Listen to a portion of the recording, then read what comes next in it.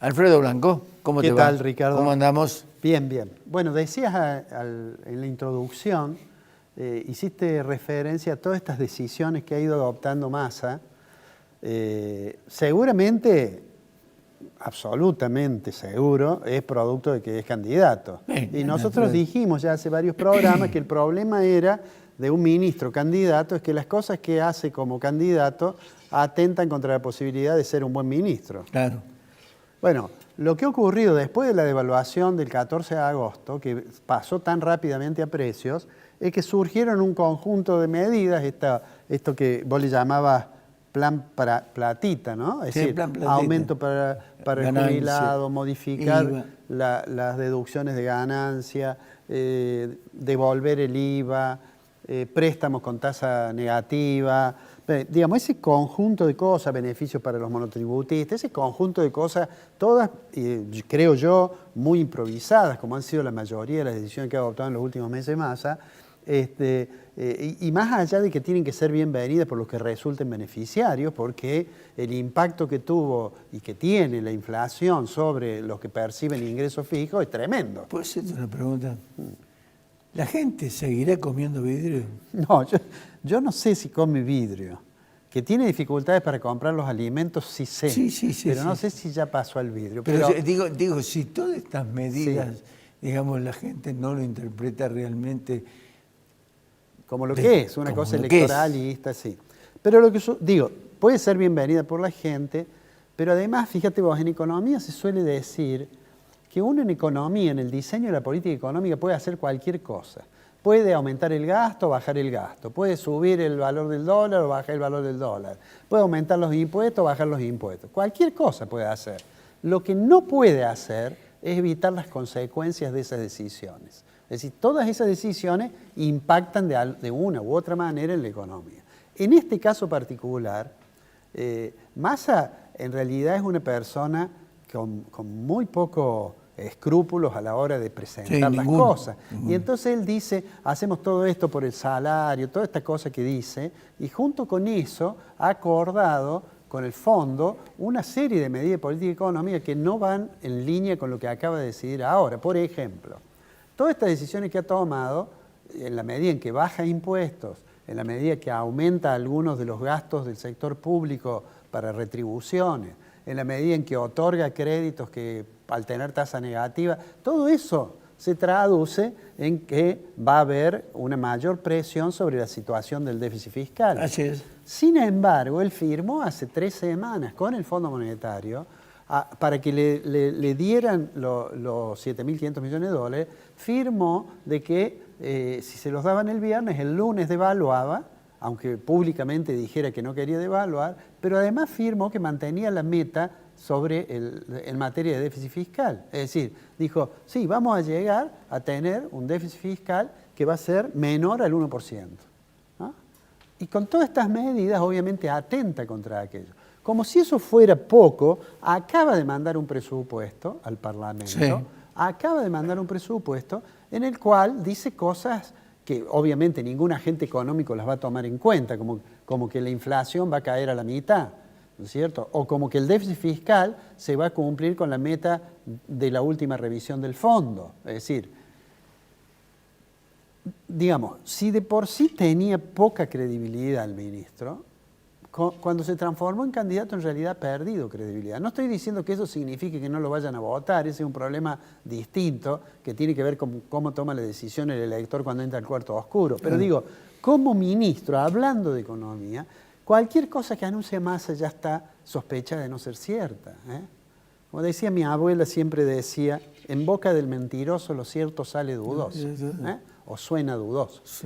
Es lo que pasa hoy aquí. Entonces, por estos días, en particular septiembre, octubre, la mayoría de las grandes compañías que tienen sus casas matrices afuera y algunas que están acá, comienzan a preparar su presupuesto del año que viene. Es decir, durante septiembre, algunas en agosto, pero septiembre, octubre, se prepara el presupuesto.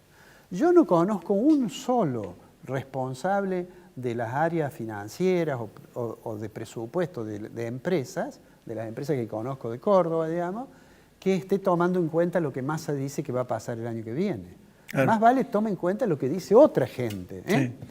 Hoy la OCDE en las proyecciones ha dicho, sí, Argentina este año va a caer, va a tener recesión, el año que viene va a tener recesión, cuando el mundo esté creciendo, recuperado ya de la depresión que causó la pandemia, ya va a estar creciendo, y a pesar de los problemas que tiene China, va a estar creciendo más o menos 3% del Producto Mundial.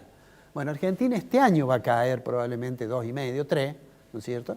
Y la mayoría de las proyecciones están diciendo que no ven muy clara esa recuperación. A pesar de que si uno levanta la mirada más allá del mediano plazo, más allá del corto plazo, uno diría, Argentina tenemos ciertos elementos que nos permitirían tener alguna esperanza hacia el futuro. Eso tiene que ver con que vamos a tener mejor balance energético, vamos a tener eso, sin lugar a dudas, el gasoducto va a contribuir a que no tengamos que estar pagando por importaciones de energía y que probablemente estemos cobrando por esas importaciones. Por supuesto que tenemos el litio, por supuesto que el año que viene no vamos a tener la sequía que tuvimos este año, y ya todas las estimaciones hablan de que lo más probable, no solo que no vamos a perder esos 20.000 millones de dólares de los cuales se habló este año, sino que vamos a tener una cosecha muy importante. Sí. Mucho más de esos 20.000 se va a recuperar. Entonces, cierro con esto. A mí me da la impresión que Massa finalmente tomó una decisión y dijo, bueno, yo hago todo esto, ¿no? Le digo al fondo que voy a hacer unas cosas, una vez que me manden la plata hago otras, y a partir de ahí se abre la posibilidad. Si me va bien, dice, bueno, si me va bien iré después a tratar de arreglar con el fondo y hacer las cosas que no hice. Y si me va mal es problema de otro. Claro. Eso me parece de una dosis de irresponsabilidad notable, porque todas estas decisiones improvisadas, vos sabés, Ricardo, que yo nunca, es más, siempre he dicho que los que hablaban de que íbamos camino a una hiper estaban equivocados, porque no miraban bien los números de la economía.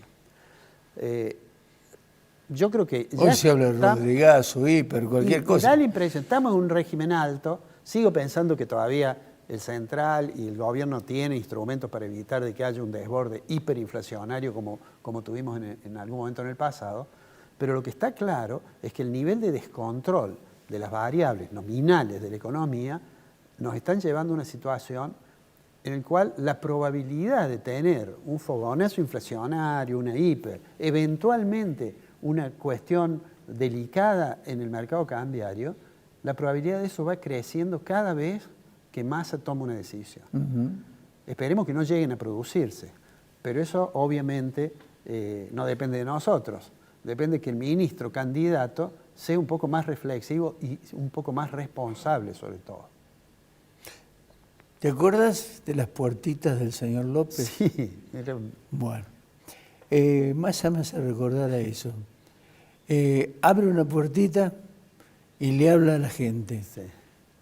Les tira todas las propuestas habidas y por haber de recomposición salarial, de esto, de aquello. Todas las cosas que tendría que haber hecho y no hizo, se las propone a la gente. Cierra la puertita, abre la otra puertita, habla con el Fondo Monetario y dice, muchachos, está todo tranquilo, vamos a llegar al 1.9, no se quede ningún tipo de problema.